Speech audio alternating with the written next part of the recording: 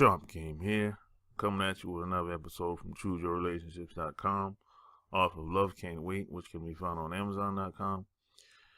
And someone brought to my attention about there's a lot of missing young black teenage girls missing in the DC area.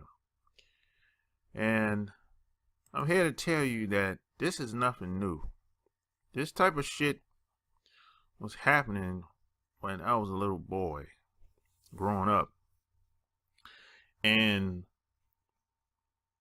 back then, we used to ride. We had bicycles, we had three-wheelers, four-wheelers, dirt bikes, go-karts. So we were very active as kids.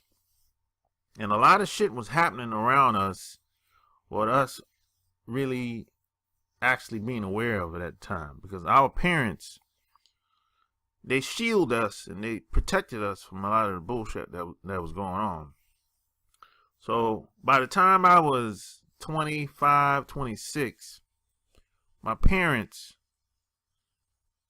told me the truth about a lot of stuff that was going on. And my parents, especially my mom, she was very aggressive about us being in the house at certain times of the night or certain days of the month, I should say.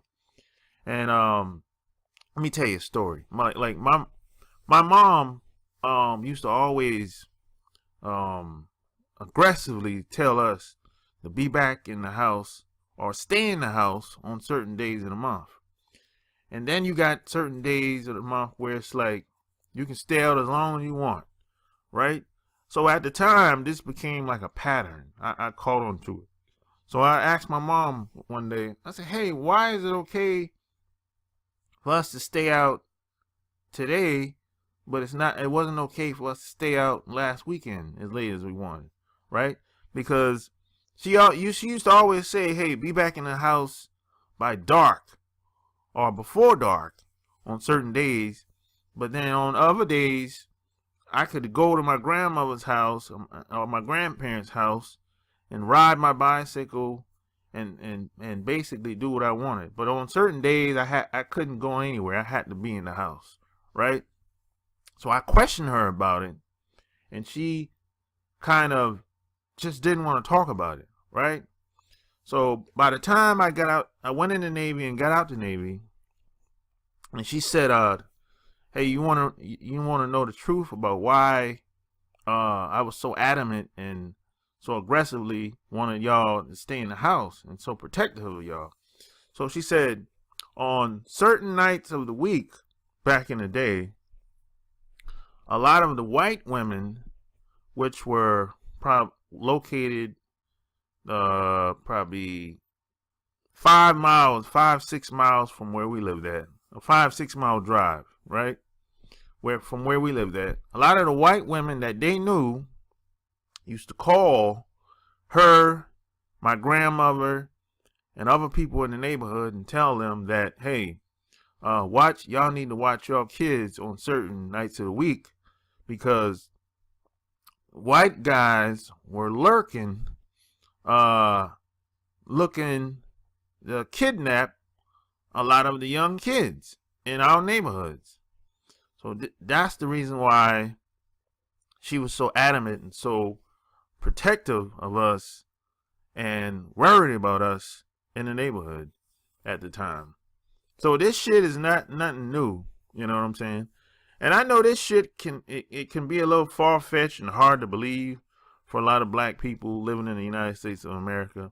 And I know some people are going to look at this shit and they're not going to believe this story or my story. And I understand why, you know what I'm saying? But this shit happens, people. And if you have kids and if you're not protective of your kids, you're doing your kids a disservice. And ultimately you're going to be a failure as a parent. So this shit happens. So don't be out here thinking that everyone has your kids' best interests and you don't have to take care of your kids and you don't have to be careful about what happened to your kids and where they go and what they do and who they stay with and who they spend time with and all that type of shit. So when I see stories about kids missing, I'm not surprised. 9 times out of 10, these girls, they're probably dead by now. That's just the reality of the shit. They're probably dead, and, you know, they more than likely they got their body parts taken. And if you look at the movie Get Out, that's what that shit was all about. Really. Sex and body parts. That's what it's all about. Really.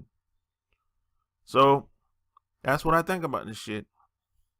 Since somebody wanted to know. So if you like what you heard, check out my blog, chooseyourrelationships.com. And subscribe if you like what you heard. So until next time, Sharp Game is out. Peace.